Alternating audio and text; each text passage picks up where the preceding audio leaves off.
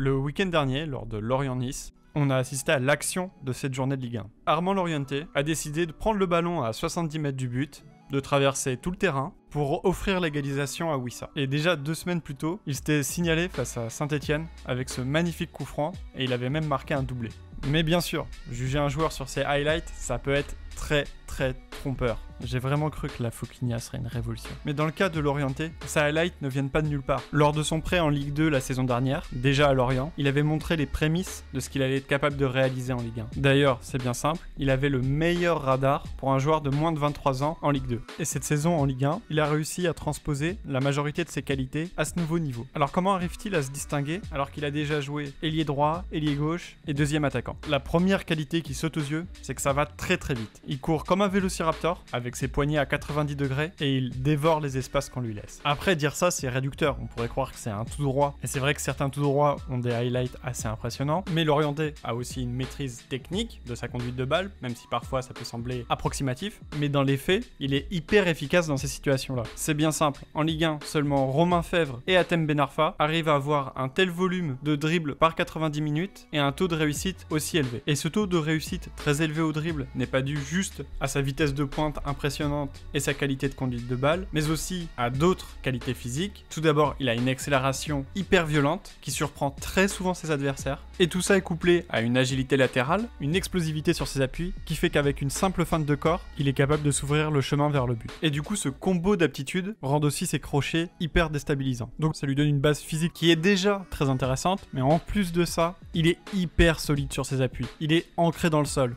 et il se sert très bien de son corps pour se retourner et utiliser son explosivité. On est vraiment sur un cocktail rare de qualité. Et c'est ce qui va lui permettre de transformer beaucoup de situations inoffensives en véritables opportunités pour son équipe. Contrairement à d'autres joueurs avec les mêmes qualités, il ne cherche pas uniquement à gagner des 1 contre 1 ballon au pied. Il n'hésite pas à régulièrement faire des appels dans la profondeur, ça peut sembler évident, mais il y en a beaucoup qui, avec les mêmes qualités, sont tentés de décrocher, de demander le ballon dans les pieds, pour ensuite provoquer des 1 contre 1. Bref, Lorienté aime varier ses appels, et ça le rend lui imprévisible, et ça fluidifie le jeu de son équipe. J'aime beaucoup cet exemple d'appel contre appel qui illustre bien sa volonté de se démarquer. Une autre qualité de son jeu sans ballon, c'est que quand il fait la passe, il essaie soit de se proposer en 1-2, soit il essaie de partir dans la profondeur. Donc toutes ces petites choses s'accumulent pour créer du mouvement pour l'équipe. Et il utilise bien les différences qu'il fait. En effet, par 90 minutes, il est déjà le 5e meilleur joueur de Ligue 1 en termes de passes décisives potentielles. Pour arriver à ce résultat, une de ses armes, c'est sa capacité à centrer lorsqu'il a créé une certaine distance avec son adversaire. Dans ces situations, il est vraiment capable de mettre des centres très précis pour l'attaquant. Mais aussi, quand il déborde, il recherche souvent le centre à ras terre en retrait, qui est une des meilleures sources de grosses occasions pour une équipe. Après, si on reste sur le sujet des centres, quand il n'a pas le temps de décélérer, et en particulier quand il doit le faire avec son pied gauche, là le résultat est plus aléatoire. Autre bémol sur sa capacité à trouver des passes décisives, jusqu'à présent, il semble pas forcément être capable de trouver les passes qui vont lancer ses coéquipiers dans le dos de la défense. Après, c'est pas une position dans laquelle il a souvent été, vu qu'il a surtout beaucoup joué sur le côté.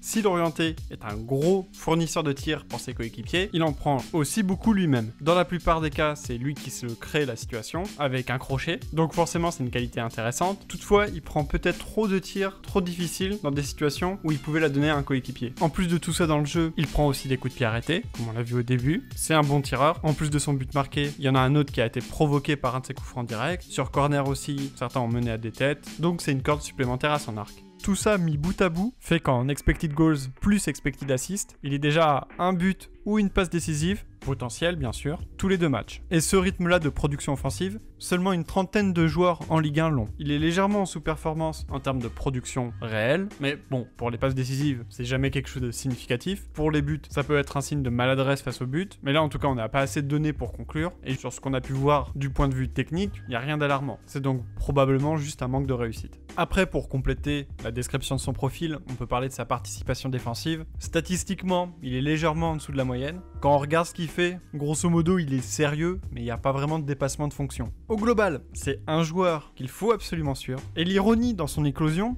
c'est qu'il semble être exactement le profil dont Rennes avait besoin. Le joueur qui crée des différences dans la zone de vérité et qui permet aux autres de marquer. Voilà, j'espère que ce format nouveau vous aura plu. C'est la première fois que je fais une analyse où je passe aussi peu de temps sur les statistiques et où j'utilise aussi un fond musical. Donc je suis très curieux d'avoir vos retours. Et si la vidéo vous a plu, n'hésitez pas à la partager. À bientôt!